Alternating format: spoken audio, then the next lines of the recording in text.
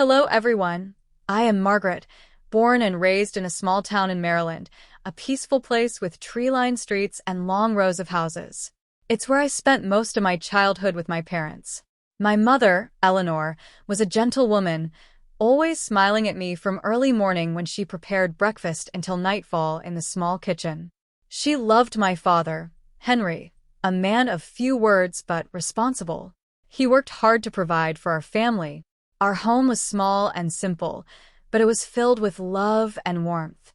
Everything in my memory was perfect, or at least that's what I thought. But then, when I was only 15, my world suddenly collapsed. My mother passed away after a short and sudden illness, so quickly that I didn't even realize what was happening. The feeling of emptiness grew as I watched my father become lonely in a house that was once filled with laughter. We continued to live, but we were no longer the family we had once been. Every morning, I went to school. Every night, I came home. It was still the same kitchen with the same simple meals, but my mother was no longer there. Each meal now had only 2 people, but the distance between my father and me felt wider than the space of the house itself. Then, when I turned 18, my father remarried. It was a shock, even though I knew deep down that he deserved happiness again. His new wife, Clara, was a kind and gentle woman. She brought with her a son, Daniel, who was a year younger than me. At first, it all felt strange, as if my life had been turned upside down once again. Things were no longer peaceful, as I had once known them to be. But still, I tried to adapt to the new situation. Daniel was quiet, like me, and perhaps was also trying to adjust to this new family dynamic. In the evenings, the 4 of us would sit together in the living room. My father and Clara would chat about work or future plans, while Daniel and I would exchange awkward glances, unsure of our new roles as siblings. Family meals became a time for us to get to know each other, but there was an odd tension that lingered. Daniel often picked up food for me during meals, a small gesture that made me feel a bit unusual. He was always quiet, didn't speak much, but sometimes I noticed he gave me longer glances than normal. I wasn't sure if I was being overly sensitive or if it was simply the feelings of a younger brother toward his new older sister.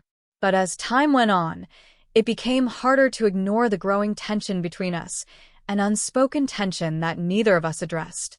The feelings that should have been sisterly were becoming more complicated. There were moments when, unexpectedly, my heart would beat faster when Daniel was near. I hated that feeling, hated that I had begun to see him as more than just my stepbrother. One night, I heard soft footsteps in the hallway. Daniel sneaked into my room, as he sometimes did. Normally, we would exchange a few words before he went back to his room, but this time, he lingered longer than usual. His eyes held mine, as if he had something to say, but the words never came. I didn't know how to react. The atmosphere between us became stifling, the silence stretching on.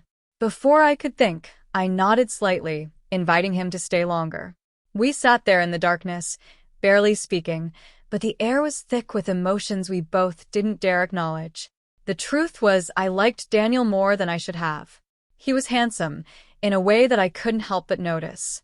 Sometimes I wondered if I should feel guilty about it, considering he was my stepbrother. But those thoughts were fleeting, quickly replaced by logical reasons, like how living in the same house and sharing daily moments had fostered our closeness. We slept in separate rooms, but they were close by, both on the 2nd floor. My father and Clara slept downstairs, which often created moments of awkwardness. We were both at pivotal stages in our lives. I had just started college, and Daniel was in his senior year of high school, busy preparing for his final exams. We were trying to adapt to the new rhythm of life, but the unspoken tension between us was undeniable. There were evenings when we sat on the sofa in the living room, with the TV lights flickering, yet neither of us spoke. The feelings between us weren't typical of siblings, and I began to realize that I genuinely liked Daniel, beyond the bounds of family love. This realization confused me, but every time I saw Daniel, my heart raced. Every accidental touch or shared glance made the emotion stronger. There was something in his eyes that I couldn't ignore, even though I tried. Then one evening it happened. My father and Clara had gone on a trip, leaving Daniel and me alone for 5 days. We thought nothing of it at first, believing it would just be a time to relax and have some freedom. That night, we sat in the living room and decided to watch a movie. It was a romantic film, but neither of us paid much attention at first. I made some snacks, dried fruit, squid, and we opened a few beers. We were relaxed, chatting and laughing as we usually did. But then, an intimate scene played out on the screen. It was a couple in a passionate embrace. Suddenly, the air between us changed. The light-hearted conversation stopped. The space between us became heavy, suffocating. I could feel Daniel's gaze on me, and for the first time, it didn't feel like the look of a brother. A warm, unsettling feeling spread through my body. I stayed quiet, holding the beer can as if it could keep me calm. Before I knew what was happening, Daniel had moved closer. His arms wrapped around me with a sense of urgency that I wasn't prepared for. His kisses were strong and intense, as if all the unspoken emotions between us had finally erupted. I was caught off guard, but I didn't resist. My heart was in chaos, but my body responded differently. We crossed the line that night, stepped over the boundary of familial affection into something else entirely. The night was filled with emotions that I hadn't been prepared to face, and when it was over, I knew that nothing would be the same again. Daniel and I had gone too far. The next morning, as the sunlight filtered through my curtains, I lay there in my bed, with Daniel beside me. The house was quiet, peaceful, but everything inside me had changed. We didn't speak much, but we both knew that the boundary we had crossed couldn't be undone. In the days that followed, my father and Clara returned, and we went back to our roles as step-siblings. But beneath the surface, everything had shifted.